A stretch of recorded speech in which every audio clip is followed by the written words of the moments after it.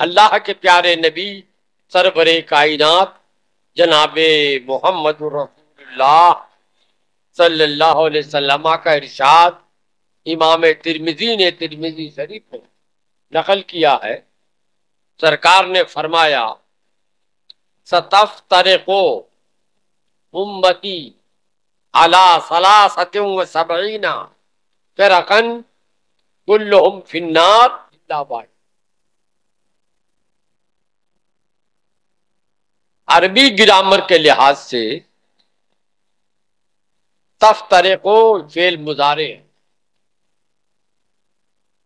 اور سین بڑھا کر ستفترق کہا جائے تو عربی گرامر کے لحاظ سے اس کے معنی مستقبل قریب کے ہوتے.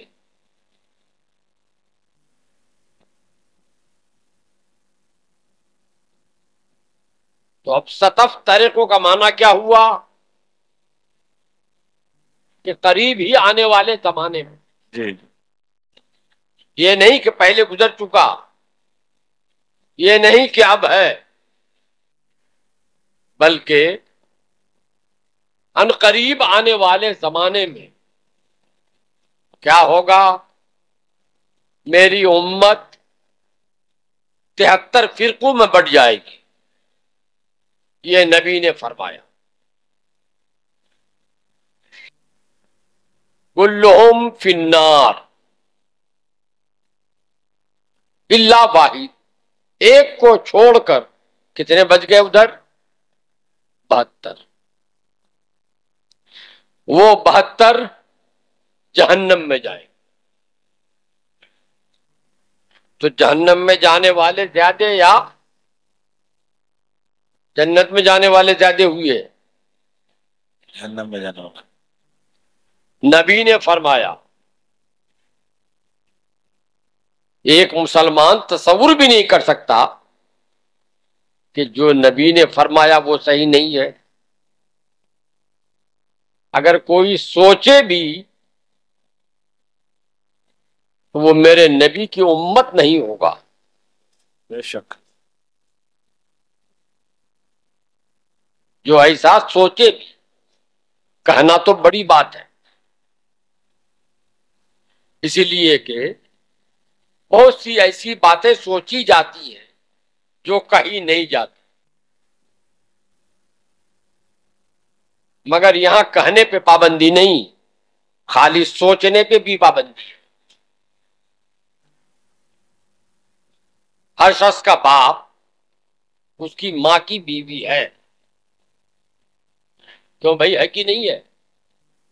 ہر شخص کا باپ، میرا ہو، آپ کا ہو، ان کا ہو، سب کا باپ اس کی ماں کا شوہر ہے. ہر شخص کی ماں اس کے باپ کی بیوی ہے.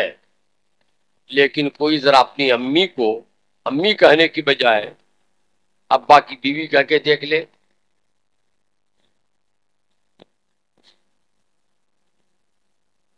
کوئی اپنے ابا کو ابا کہنے کی بجائے امی کا شوہر کہہ کے دیکھ لے،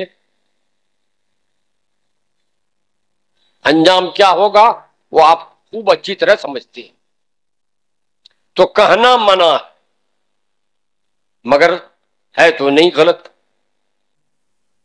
بات تو صحیح ہے نا؟ آپ تو سوچ سکتے ہیں نا؟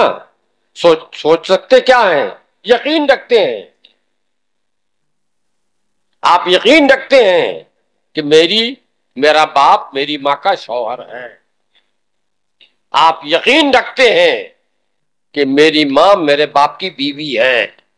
اگر آپ یقین نہیں رکھتے ہیں تو آپ پر شبہ ہے. سمجھ رہے ہیں آپ؟ مجھے بھونڈے لفظ نکالنے مت دیجیے، آپ سمجھتے جائیے. جی تو اگر آپ کو اس پر یقین نہ ہو تو آپ اپنے آپ پر شبہ کر رہے ہیں. لیکن اس یقین کے باوجود آپ کہہ نہیں سکتے. کہنا جرم ہے، کہنا جرم ہے. تو میرے نبی نے جو فرمایا کہ میری امت 73 فرقوں میں بٹے گی، ایک فرقہ جنتی ہوگا، 72 فرقے جہنمی ہوں گے، تو زیادہ جہنم میں جائیں گے کہ جنت میں؟ بولو، جہنم میں۔ بات سمجھ رہے ہو نا آپ؟ کیوں بلا وجہ جہنم میں چلے جائیں گے بھائی؟ جب نبی فرما رہا ہے میری امت کا فرد ہے، وہ میری امت ہے، مگر امت ہو کر بھی جہنمی۔ میں نہیں کہہ رہا ہوں، مطیع الرحمان نہیں کہہ رہا ہے، بریلی کے مولانا احمد رضا نہیں کہہ رہے ہیں، نبی فرما رہے ہیں کہ میرا امتی ہو کر بھی وہ جہنمی ہے، تو کچھ تو بات ہوگی۔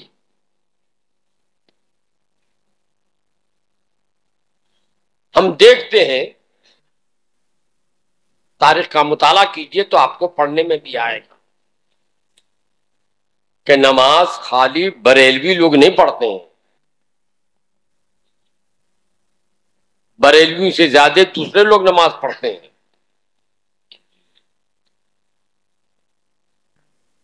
کم سے کم آپ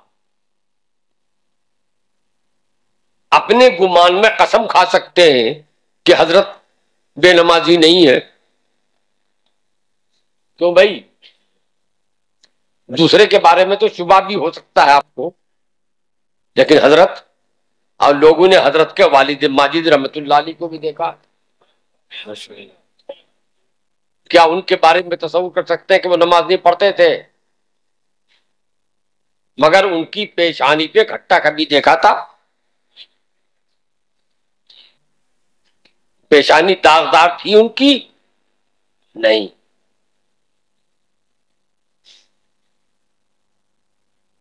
تو حضرت سے، حضرت کے والد سے بھی زیادہ نماز وہ لوگ پڑھتے ہیں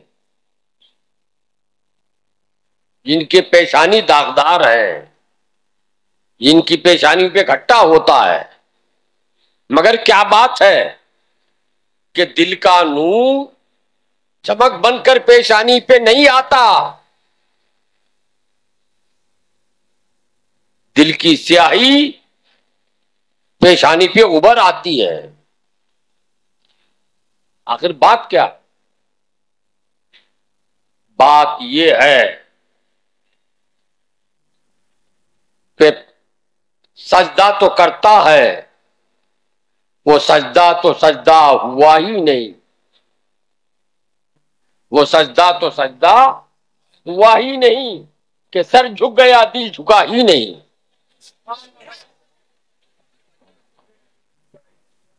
سجدہ تو وہی ہے جس میں دل جھکا ہو، دل نہ جھکے، خالی سر جھکے تو سینے سے کالک باہر نکل آتی ہے، اور دل جھک جائے تو سینے سے نور ابھر آتا ہے۔ اللہ کے پیارے حبیب جناب محمد رسول اللہ صلی اللہ علیہ وسلم نے ارشاد فرمایا، ستفترق امتی، میری امت بٹ جائے گی، الگ الگ ہو جائے گی، فرقے بنا لے گی۔ کتنے فرقے؟ 73 فرقے ہو جائیں گے۔ ایک فرقہ جنتی ہوگا، 72 فرقے جہنمی ہوں گے۔ یہ نہیں فرمایا کہ میری امت میں 73 فرقے ہیں، ہوں گے، یہ مستقبل کا پیغام، آنے والے زمانے میں۔ گزرا ہوا زمانہ آپ نے نہیں، آپ کے باپ نے دیکھا ہوگا، حال آپ دیکھ رہے ہیں، مگر مستقبل نہ آپ دیکھ رہے ہیں، نہ آپ کے ابا نے دیکھا ہے۔ کوئی اگر مستقبل کو دیکھے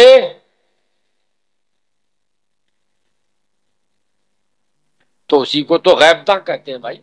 بے شک سبحان اللہ سبحان اللہ۔ جو مستقبل کو دیکھ لے وہی تو غیب داں ہے۔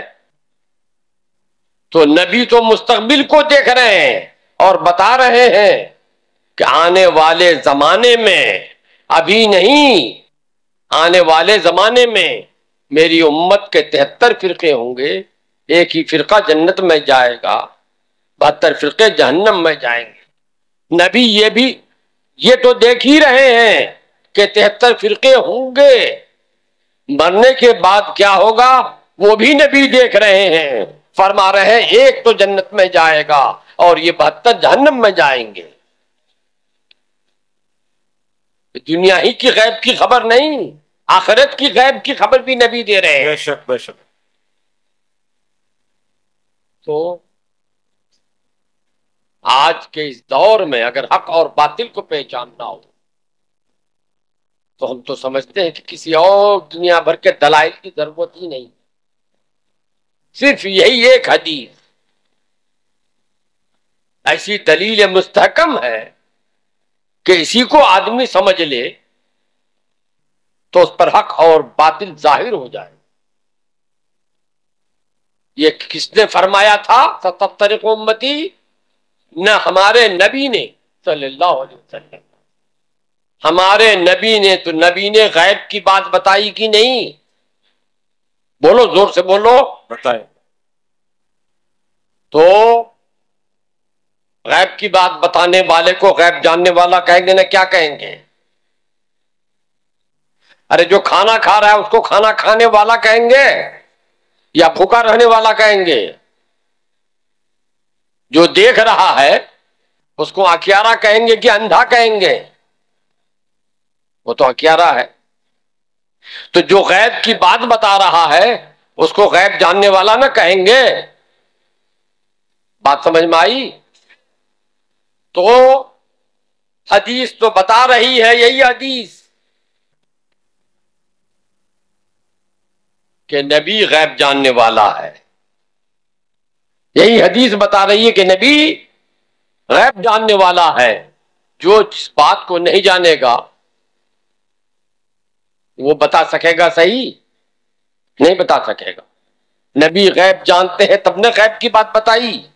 تو نبی وہ ہوا جو غیب جانتا ہو، اور جو کہے کہ نبی غیب نہیں جانتا وہ در حقیقت نبی کو مانتا ہی نہیں ہے، وہ در حقیقت نبی کو مانتا ہی نہیں ہے، نبی کو وہی مان رہا ہے۔ میرے نبی کو تو مانتا تھا ابو جہل بھی، ابو لہب بھی، عتبہ و شیبہ بھی، مگر کیا نہیں مانتا تھا؟ نبی نہیں مانتا تھا، ورنہ مانتا تو تھا۔ وہ بھی کہتا تھا صادق ہے، وہ بھی کہتا تھا امین ہے، کبھی جھوٹ نہیں بولا، کبھی غلط کام نہیں کیا، مان تو رہا تھا، لیکن نبی نہیں مان رہا تھا۔ بات سمجھ میں آئی؟ تو مانتے تو سبھی لوگ ہیں، کوئی غیب داں مانتا ہے، کوئی غیب داں نہیں مانتا۔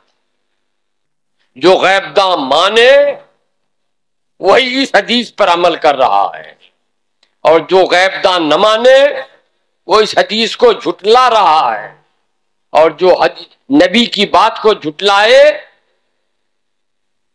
اب آپ لوگ طے کرو کہ وہ کیا ہوگا۔ بھئی میں کہوں گا تو لوگ ناراض ہوں، آپ اپنے اپنے دل میں فیصلہ کریں۔ جی واہ۔ درود پاک پڑھیے، اللہم صلی اللہم صلی علی اللہ۔ سیدنا و شفیعنا حبیبنا نبینا مولانا محمد وآلہ وصحبہ بارک وسلم دائما ابدا سرمدا۔ آپ پھر میری بات یاد کیجئے، میں نے کہا کہ آج کا دور اس بات کا متقاضی نہیں ہے، مگر حالات ایسے بن گئے ہیں کہ اعتقاد و ایمان کو سمجھنا بھی ضروری پڑ جاتا ہے۔ لوگ کنفیوز ہو رہے ہیں کہ آخر یہ فرقے اتنے کیوں ہیں؟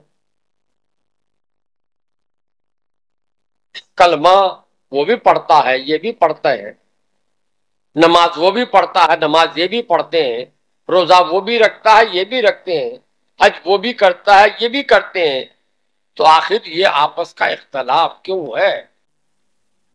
مسلمان آپس میں کیوں اختلاف رکھتے ہیں؟ ایک قرآن، ایک خدا، ایک نبی کو ماننے والے آخر آپس میں مختلف کیوں ہیں؟ لوگ کنفیوز ہو رہا ہے۔ تو میرے بھائی یہ بتائیے کہ اگر اختلاف نہ کریں، سب مل کر ایک ہو جائیں عقیدے میں، تو نبی کی بات سچ ہوگی یا جھوٹ؟ غور کیجیے آپ۔ چھوٹو نبی نے فرمایا فرقے ہوں گے، کتنے ہوں گے؟ 73 ہوں گے۔ اب اگر ہم کوشش کریں کہ نہیں 73 نہیں ہونے دیں گے، سب مل کر ایک ہو جاؤ، ایک ہی عقیدے والے ہو جاؤ، اور اگر واقعی مان لیں تھوڑی دیر کے لیے کہ سب ایک ہو جائیں، تو نبی کی بات سچی رہے گی کہ جھوٹی ہو جائے گی؟ جھوٹی ہو جائے گی۔ اسی لیے یہ تو مت سوچو کبھی کہ سارے لوگ کبھی ایک ہو جائیں گے، ایک عقیدے پر آ جائیں گے، نہیں، ایسا سوچنا بھی نہیں ہے۔ ایسا سوچنا نبی کو جھوٹا قرار دینے کا مترادف ہوگا، اور جو جھوٹا ہو وہ نبی نہیں ہوتا، تو در پردہ نبی کی نبوت کا انکار کرنے کا مرادف ہے۔ اسی لیے اس کی کوشش تو ہونی ہی نہیں چاہیے۔ ہاں، کوشش اس بات کی ہو کہ جیسے خدا نہ کردہ ہندوستان پر چین یا پاکستان کوئی حملہ کرے تو مسلمان، سکھ، ہندو، بدھ، جو کسی دھرم کو نہیں مانتا، سب مل کر ہندوستان کے رہنے والے چین کا مقابلہ کریں گے، پاکستان کا مقابلہ کریں گے۔ بے شک بے شک۔ اس معاملے میں سب متحد ہو جائیں گے۔ یہ نہیں کہ ہندو مسلمان ہو جائیں گے، مسلمان ہندو بن جائیں گے، سکھ عیسائی بن جائیں گے، عیسائی بدھ بن جائیں گے، ایسا نہیں۔ ہندوستان کو بچانے کے لیے، ہندوستان کی سرحدوں کی حفاظت کے لیے سارے ہندوستانی ایک ہو جائیں گے، بس یہی ہے نا بھائی۔ یہ تو نہیں ہے کہ پاکستان حملہ کرے یا چین حملہ کرے تو ہندو مسجد میں آ کے نماز پڑھنے لگے گا، مسلمان مندر میں جا کر پتنگ پھونکنے لگے گا، ایسا تو نہیں ہوگا نا۔ اسی طرح سے آج اگر مسلمان کے نام پر کہیں کچھ ہوتا ہے، چاہے وہ سنی ہو نہ ہو، ہم کو ان کا ساتھ دینا چاہیے، ان کو ہمارا ساتھ دینا چاہیے، ہم سب کو مل کر اس حملہ ور کا مقابلہ کرنا چاہیے، اس کی طاقت کو پاس پاس کرنا چاہیے، یہ نہیں کہ ایک دوسرے میں ضم ہو جانا چاہیے۔ اور یہ فتنہ اللہ کے نبی کے فرمانے کے بعد سب سے پہلے حضرت عثمان غنی رضی اللہ تعالی عنہ کی شہادت کی شکل میں رونما ہو، اور وہاں سے فرقہ بننا شروع ہوا۔ پھر حضرت مولائے کائنات علی مرتضیٰ رضی اللہ تعالی عنہ کی شہادت پر جا کر بات پوری ہوئی۔ پھر یہ فتنہ ان کے زمانے میں اٹھا، اور خارجی اور یزیدی کی شکل میں کربلا میں نمودار ہوا۔ اسی طرح سے فتنہ اٹھتا گیا، تقسیم ہوتی گئی، ہوتے ہوتے آج سے کئی سو سال پہلے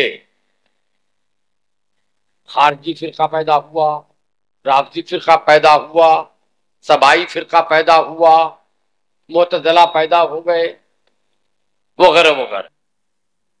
چلا اللہ کے رسول سروری کائنات جناب محمد رسول اللہ صلی اللہ تعالی علیہ وسلم نے ایک موقع پر فرمایا تھا، میرے نبی نے ارشاد فرمایا دعا کی یمن کے لیے، اے اللہ یمن میں برکت عطا فرما. تھوڑی دیر مجھے بولنے دو بھائی، پھر گڑبڑ ہو جائے گا. اب آگے پیچھے کر رہے ہیں. درود پاک پڑھیے، اللہم صلی علی سیدنا مولانا محمد وعلیہ وصحبہ بارک وسلم دائماً ابداً سرمدا. مگر ہمارے لوگ تو جس انداز کی تقریر سننے کے عادی ہو گئے، میں اب کر نہیں سکتا. میں آج آپ کو تاریخ بتا رہا ہوں. سرکار دعا فرما رہے ہیں، اللہ یمن میں برکت عطا فرما، اے اللہ شام میں برکت عطا فرما. ایک شخص کھڑا ہوا، یا رسول اللہ نجد کے لیے بھی دعا فرما دی. یہ جگہ ہے یمن، آج تو ملک بن گیا ہے الگ. یہ جگہ ہے، کہہ رہا ہے یا رسول اللہ آپ یمن کے لیے تو دعا فرمائے، شام کے لیے دعا فرمائے، نجد کے لیے بھی دعا فرما دی. تو رسول اللہ نے فرمایا، 3 مرتبہ کیا. رسول اللہ نے فرمایا میں کیسے وہاں کے لیے دعا کروں، وہاں سے تو فتنے اٹھیں گے، وہاں سے تو فتنے اٹھیں گے، اور وہ فتنہ شیطانی فتنہ ہوگا، وہ فتنہ شیطانی فتنہ ہوگا. رسول کائنات صلی اللہ علیہ وسلم کے ارشاد کے مطابق تقریباً 1200 سال کے بعد، لگ بھگ 1200 سال کے بعد وہاں سے وہ فتنہ اٹھا. کیسے اٹھا؟ ایک کتاب آتی ہے، اصل کتاب انگریزی میں ہے. ایک انگریزی سامراج کا جاسوس تھا جسے عرب میں متعین کیا گیا. اس کا نام تھا ہیمفرے. اس کی جو خفیہ ڈائری تھی، روزانہ ڈائری لکھتا تھا، آج کیا ہوا، کل کیا ہوا، پرسوں کیا ہوا. تو ان کو تو چونکہ رپورٹ پیش کرنی ہوتی تھی برطانیہ کو.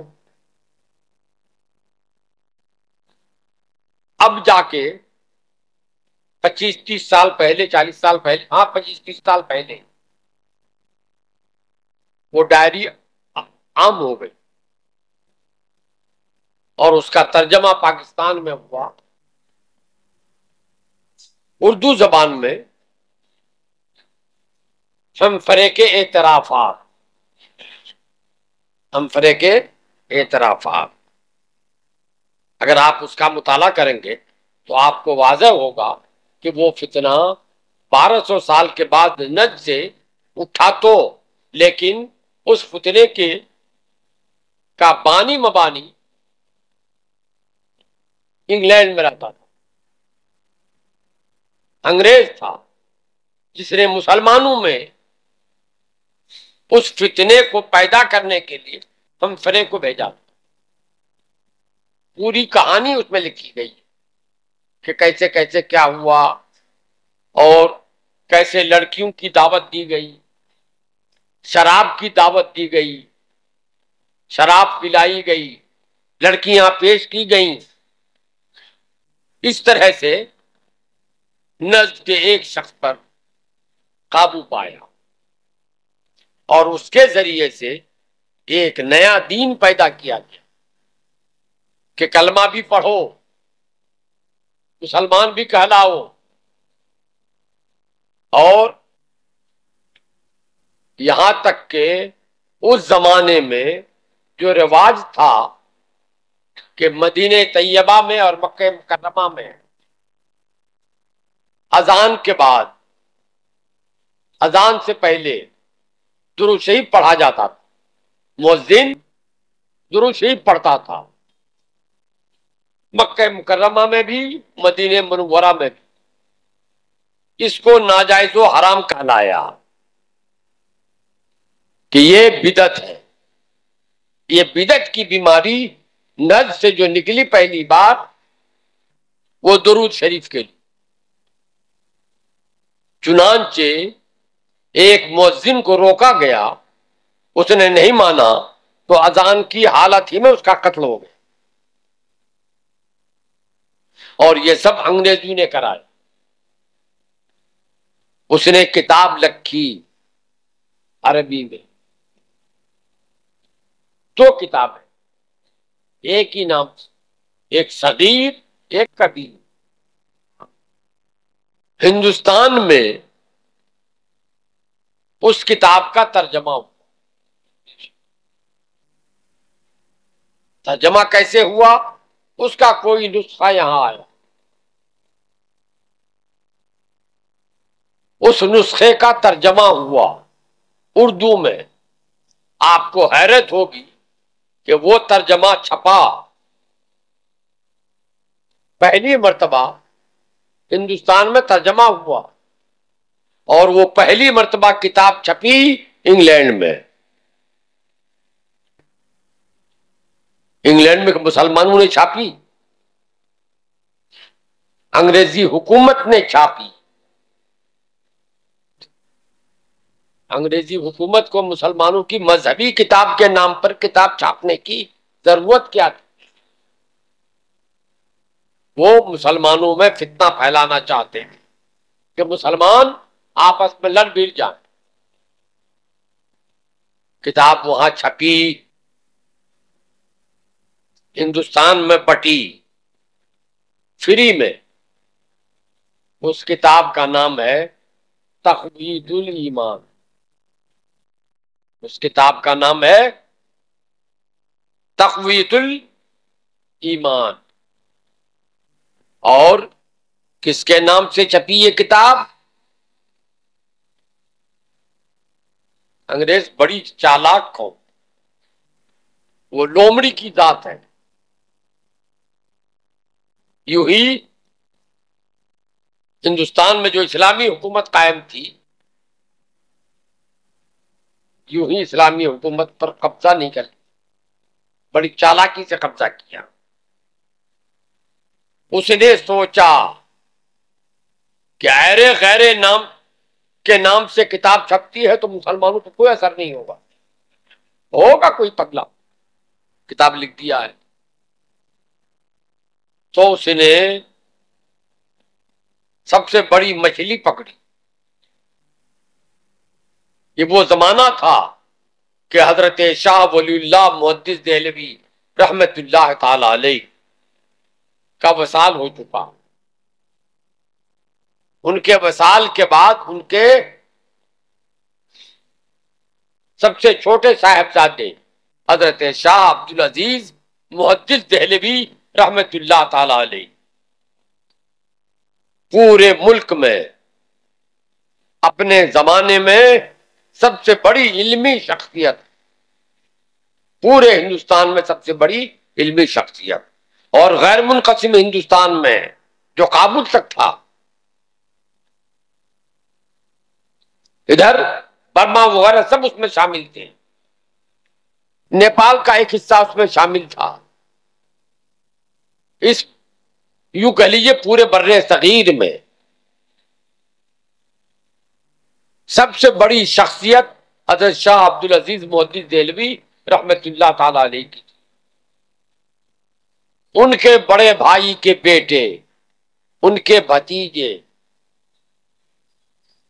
بڑے بھائی صاحب پہلے انتقال کر چکے تھے۔ جب انتقال کیے تو ایک بیٹا چھوڑا جس کا نام شاہ اسماعیل دہلوی، 10-12 سال کے تھے۔ ایک تو داغے یتیمی بغیر باپ کے، باپ کا سہارا نہیں کہ باپ نگرانی کرے کیا پڑھ رہا ہے نہیں پڑھ رہا ہے وغیرہ وغیرہ۔ نتیجہ یہ ہوا کہ وہ دہلی کے اوباشوں کی صحبت میں بیٹھے پتنگ کھیلنے لگے، کبڈی کھیلنے لگے۔ اور یہ میں نہیں کہہ رہا ہوں، خود ان کی جماعت کی لوگوں نے جو ان کی سوانح عمری لکھی ہے اس میں یہ سب لکھا ہوا ہے۔ الحمدللہ کتاب ان کی ہے، خرید کے میں لا کے گھر پہ رکھا ہوں۔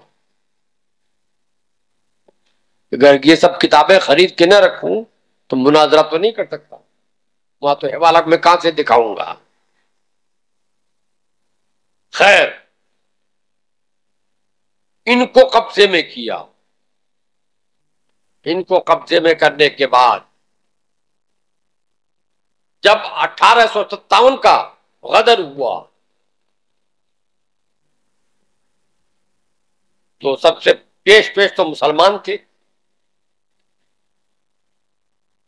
ہندوستان کی آزادی میں اصل کارنامہ تو مسلمان علماء کا رہا، مسلمان علماء کا اصل رہا ہے۔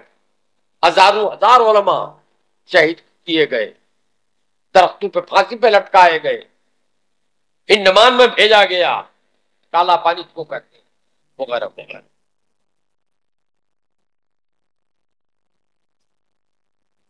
اس زمانے میں اسماعیل دہلوی صاحب سے پوچھا گیا، حضرت شاہ عبد العزیز محدث دہلوی دنیا سے پردہ فرما چکے، آپ نے فتویٰ دیا تھا کہ یہ انگریزی حکومت کا ہندوستان دارالاسلام نہیں رہا، دارالحرب ہو گیا، اس لیے انگریزوں پر بشرط استطاعت جہاد لازم ہو جاتا ہے۔ مگر انہوں نے یہ لفظ لکھا نہیں، دارالحرب لکھا، یہ لفظ لکھا نہیں۔ اس زمانے میں اسماعیل دہلوی ہی کے ہم درس رہے ہوئے شاہ عبد العزیز محدث دہلوی کے شاگرد حضرت علامہ فضل حق خیر آبادی رحمت اللہ تعالی علیہ انگریزوں کے خلاف جہاد کا فتویٰ دیا کہ انگریزوں سے جہاد کرنا مسلمانوں پر فرض ہے۔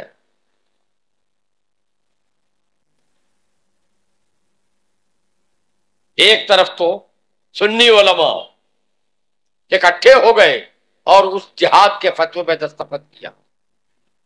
نتیجہ یہ ہوا کہ علامہ فضل خیر آبادی کی گرفتاری ہوئی، انگریز حکومت نے گرفتار کیا اور ان کو انڈمان نکوبار میں لے جا کر قید کر دیا، وہیں آخر میں تک رہے، انتقال فرمائے اور آپ کا مزار اقدس آج وہی۔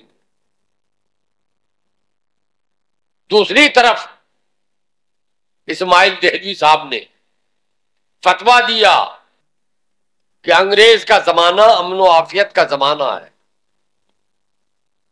ہم ان کی عملداری اور حکومت میں رہتے ہیں، ان سے جہاد کرنا ناجائز ہے، بلکہ مسلمانوں پر لازم ہے کہ انگریز پر کہیں سے کوئی حملہ ہو تو مسلمان انگریزوں کا ساتھ دے کر اس حملہ کرنے والے پر حملہ کریں۔ یہ تاریخی حقائق ہے، الحمدللہ وہ سب میرے پاس ذخیرہ پہنچ۔ اب انگریزوں کو تو موقع ملا، انہوں نے اس طرح سے پھوٹ ڈال دیا ہندوستان میں۔ اب شاہ اسماعیل دہلوی نے اور کتابیں کیا کیا لکھی، معاذ اللہ، انہوں نے لکھا کہ اللہ کو مان، اللہ کے سوا کسی کو نہ مان۔ اللہ کو مان تو اتنا صحیح ہے، فرشتے اللہ ہیں کہ اللہ کے سوا ہیں، تو فرشتوں کو نہیں مانو، اللہ کے سوا کسی کو نہ مان۔ تو گویا فرشتے کو نہ مانو. یہ قرآن شریف جو پڑھتے ہیں یہ خدا ہے یا خدا کے علاوہ ہے؟ تو اس کو مت مانو. جنت و دوزخ خدا ہے یا خدا کے سوائے ہے؟ اس کا مطلب کہ جنت و دوزخ کو مت مانو. اس نے یہ سب باتیں لکھی، ایک حدیث نقل کی. حدیث سن لیجیے، آپ لوگ خود ہی اس کا مطلب بتائیے، میں نہیں بتاؤں گا. حدیث میں ہے ایک صحابی گئے تھے دوسرے ملک، اس زمانے میں جو تھا، وہاں سے آئے تو انہوں نے آ کے کہا یا رسول اللہ، میں جو تجارت کے لیے گیا تھا تو میں نے دیکھا کہ وہاں جو حاکم ہوتا ہے، بادشاہ وہاں کا ہے، اس بادشاہ کو سب لوگ سجدہ کرتے ہیں. اس بادشاہ کو سب لوگ سجدہ کرتے ہیں، اور پھر بادشاہ کے نیچے جو رہتا ہے اس سے نیچے والے اس کو سجدہ کرتے ہیں. تو گویا ہر چھوٹا اپنے بڑے کو سجدہ کرتا ہے. آج تک وہ سلسلہ چلا آ رہا ہے، اب تو ہندوستان میں بھی ہے. آپ لوگ نہیں دیکھ رہے ہیں کیا؟ ہم تو رات دن دیکھتے ہیں اسٹیشن پر، بازار میں، جہاں ملا چھوٹا پیر پہ گر جاتا ہے. نہیں گرتا ہے. وہ سلسلہ اس زمانے سے چلا آ رہا ہے. اس نے آ کے یہاں بتایا یا رسول اللہ میں نے یہ دیکھا. تو یا رسول اللہ آپ تو سب بڑے سے بڑے ہیں، کیا ہم آپ کو سجدہ نہ کریں؟ یہ پوچھا اس نے. تو آقا دو عالم سرور کائنات صلی اللہ علیہ وسلم نے ارشاد فرمایا، کیا جب میں دنیا سے پردہ کر جاؤں تو کیا میری قبر کو بھی سجدہ کرو گے؟ یہ ہے حدیث. حدیث یہی ختم ہو جاتی. اسماعیل صاحب نے اس کا ترجمہ کرنے کے بعد مطلب لکھا، یعنی اس حدیث کا مطلب یہ وہ بیان کر رہے ہیں کہ یعنی رسول اللہ نے فرمایا میں بھی ایک دن مر کر مٹی میں مل جاؤں گا.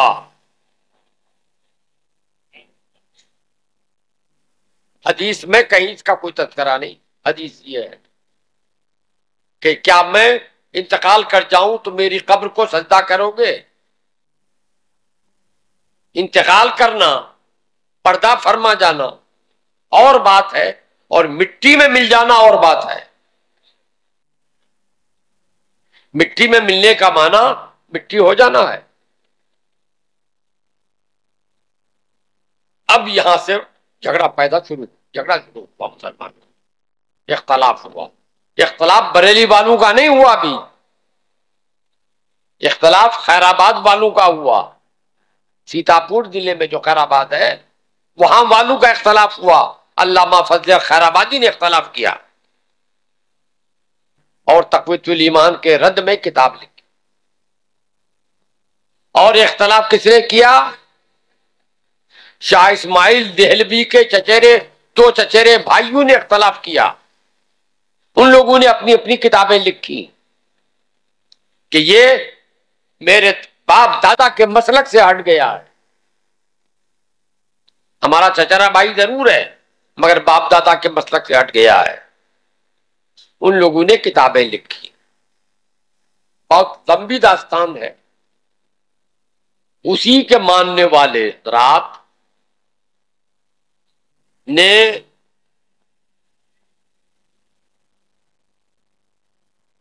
کچھ کتابیں لکھی. کتابیں کیسے لکھی سنیے.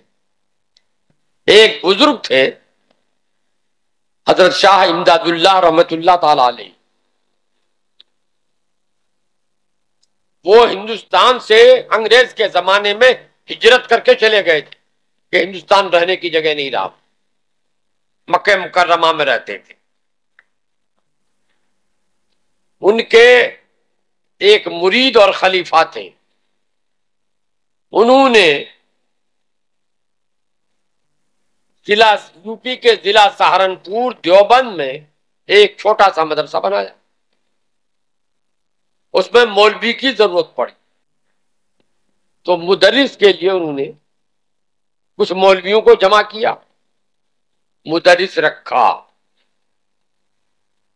اور جب کچھ مدرسے کو تقویت ہو گئی تو ان لوگوں نے، ان مولویوں نے جنہوں نے مدرسہ بنایا تھا،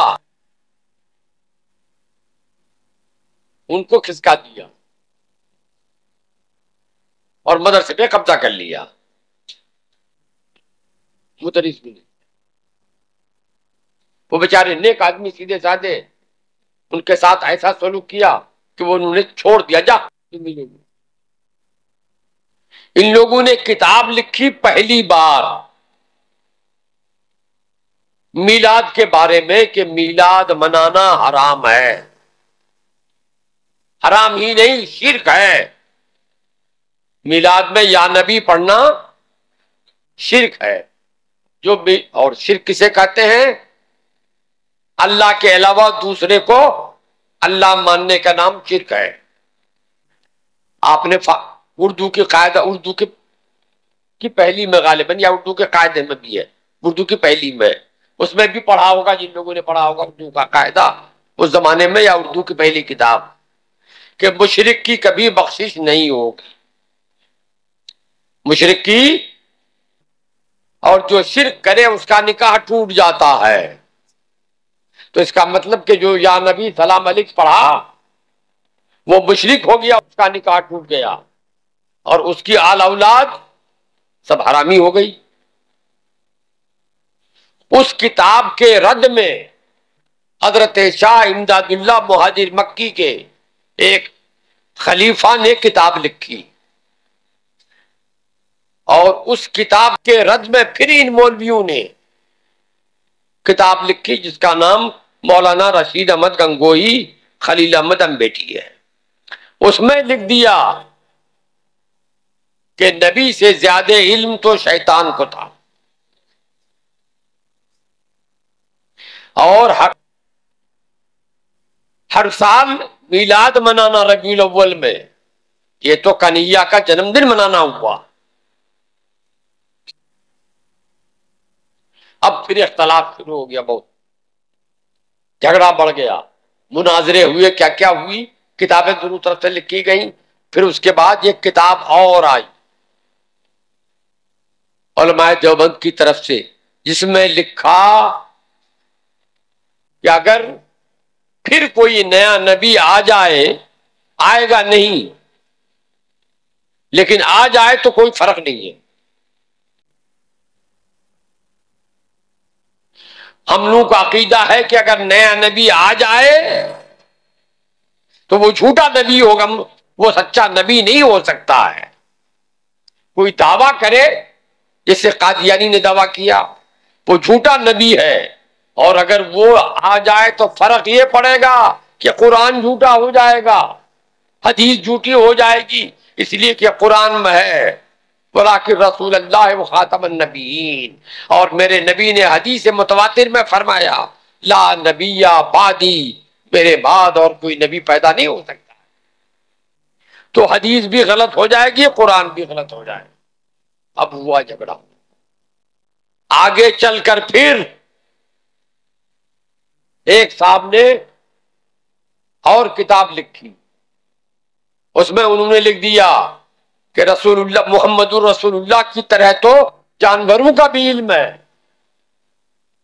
اور کیسے دکھایا کہ ایک جگہ واقعہ بیان کیا کہ ایک جگہ ایک گدھا کو لے کر آیا آدمی تماشا دکھانے، گدھے کی آنکھ پہ پٹی باندھ دی، گھمانے لگا اور کہا کہ صاحب آپ جتنے لوگ ہیں، اس زمانے میں آج کی طرح تو لوگ تھے بھی نہیں، 50 آدمی کا مجمع ہوا، آپ لوگ اپنے اپنے بات من میں رکھ لیجئے، اور مجھ کو لکھ کر کے دے دیجیے. میں ایک طرف سے پڑھوں گا جو مثلا کوئی لکھا ہے کاش میری شادی ہو جائے، میں پڑھوں گا کاش میری شادی ہو جائے، تو جو یہ بات سوچا ہے گدھا اس کے پاس جا کے کھڑا ہوگا. کوئی چاہتا ہے کہ کاش ہم دولت مند ہو جاتے، تو میں پڑھوں گا کہ کاش ہم دولت مند ہو جاتے، تو جو یہ بات سوچا ہے گدھا اس کے پاس کھڑا ہوگا. یعنی ہر ایک کے من کی بات وہ گدھا جان لے گا، اس کے پاس جا کے کھڑا ہو جائے. تو لکھتے ہیں کہ صاحب ایسا ہی ہم نے دیکھا. تو گدھے کو بھی ایسا غیب کا علم گدھے کو بھی ہو جاتا ہے. نبی کے علم کو گدھے کی طرح کہا. پھر لکھا کہ نماز میں اگر نماز پڑھتے ہوئے کسی کو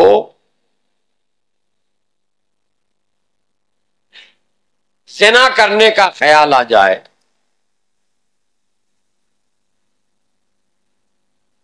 تو اس سے بہتر ہے کہ وہ سوچے کہ بیوی سے زنا وتی کریں گے، اس سے وہ اچھا ہے، اس میں کم گناہ ہے.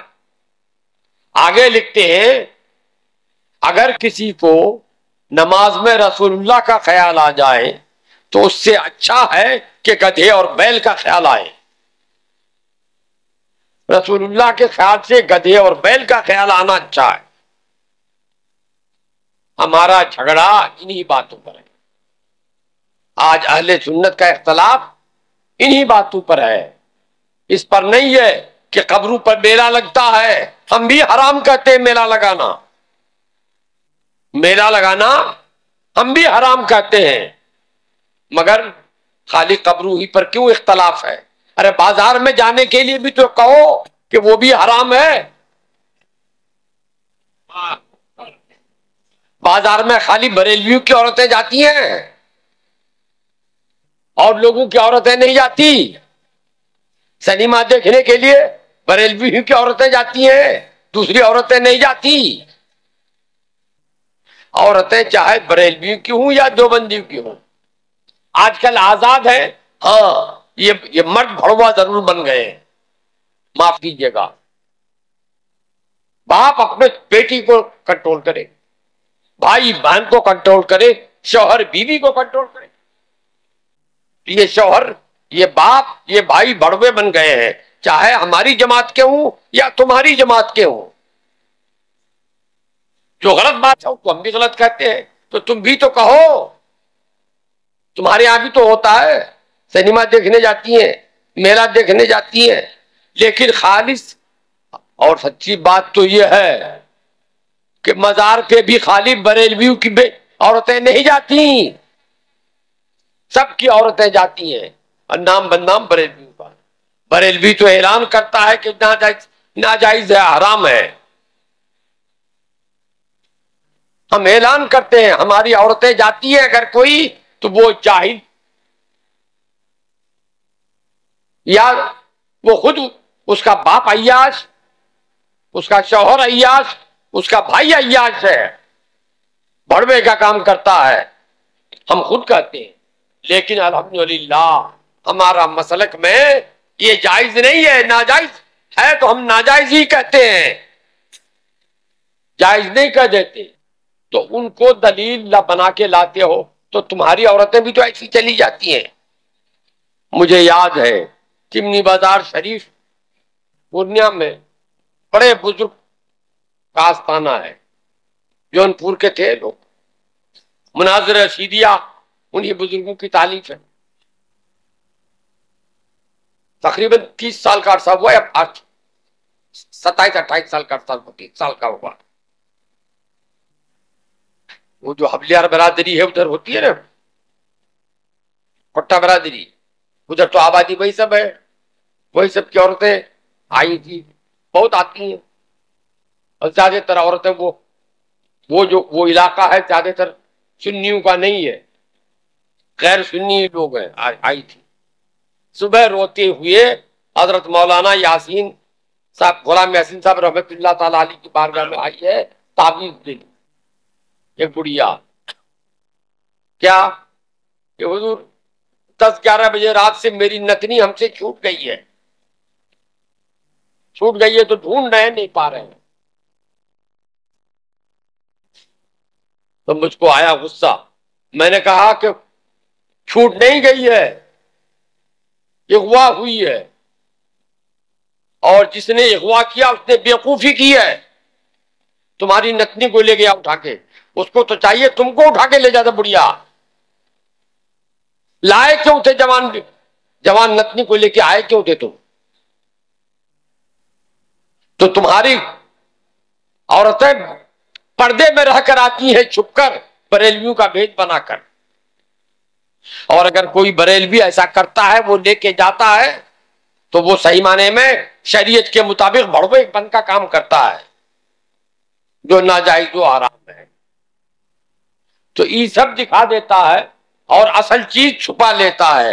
اصل جھگڑا ان باتوں کا ہے کہ تم نبی کی توہین چھوڑ دو، ہم یہ سب چھوڑ دیں، ہم تم کو برا بھلا کہنا چھوڑ دیں گے، یا تمہارے عقیدے کی خرابی بیان کرنا چھوڑ دیں گے، مگر شرط یہ ہے کہ ہمارے نبی کو برا بھلا مت کہو۔ ہمارے نبی کو برا بھلا کہو گے تو یہ صرف اگر کوئی غیر مسلم کہے تو وہ بدنام ہے، اور تم کہو تو نیک نام ہو، یہ نہیں چلے گی دونوں کی بات۔ اللہ تعالیٰ آپ کو، ہم کو، سب کو توفیق دے کہ ہم صحیح معنی میں اہل سنت کے عقیدے پر قائم رہیں، اور کل یہ مت کہنا کہ صاحب یہ سب تو مولویوں کا جھگڑا ہے۔ جی جناب، مولویوں کا جھگڑا ہے، یہاں بھی کہو نا چوری کر لو، کہو کہ صاحب ارے یہ سب تو وکیلوں کا جھگڑا ہے، ہم کو تو معلوم ہی نہیں تھا قانون، یا کہو کہ صاحب ہم کو کیا معلوم کہ دیوبندی سب ایسا ہے، یا غیر مقلد ایسا ہے، یا اہل حدیث ایسا ہے، ہم کو نہیں معلوم ہے۔ تو اس کو معلوم ہے، اس کے بتانے پہ کیوں نہیں چل رہے؟ خدا کے ہاں یہ عذر کافی نہیں ہوگا۔ تم مسلمان ہو، اللہ نے عقل دی ہے، آنکھ دی ہے، تو دیکھو، غور کرو، اور فیصلہ کرو کہ کس کے ساتھ جائیں، کس کے ساتھ نہ جائیں، کس کا دامن پکڑیں، کس کا دامن چھوڑیں۔ خدا کے ہاں یہ عذر نہیں چلے گا کہ ہم کو نہیں معلوم تھا۔ آج اگر کوئی چوری کر لے، کوئی ڈکیتی کر لے، زنا کر لے، اور کہے کہ ہم کو قانون نہیں معلوم تھا کہ چوری کرنے پہ جیل جانا ہوگا، ڈکیتی کرنے پر پھانسی لٹکنا ہوگا، تو کیا مان لیا جائے گا؟ نہیں مانا جائے گا۔ ہندوستان میں رہتے ہو تو ہندوستان کا قانون تم کو جاننا چاہیے، تو جب اللہ کے بندے ہو تو اللہ کا قانون تم کو جاننا چاہیے، اللہ کے احکام کو جاننا چاہیے۔ جاننے کی کوشش کرو، عقل سے کام لو، تم پاگل نہیں ہو، تم بچے نہیں ہو، اللہ تعالیٰ نے تمہیں عقل و خرد عطا فرمایا ہے، شعور دیا ہے، مکلف کیا ہے، اس سے کام لے کر جو حق ہے اس کا ساتھ دو، اور جو باطل ہے اس سے دور رہو۔ وآخر دعوانا الحمدللہ رب العالمین۔ یہ دیکھیے سامنے موجود ہے۔ السلام علیکم۔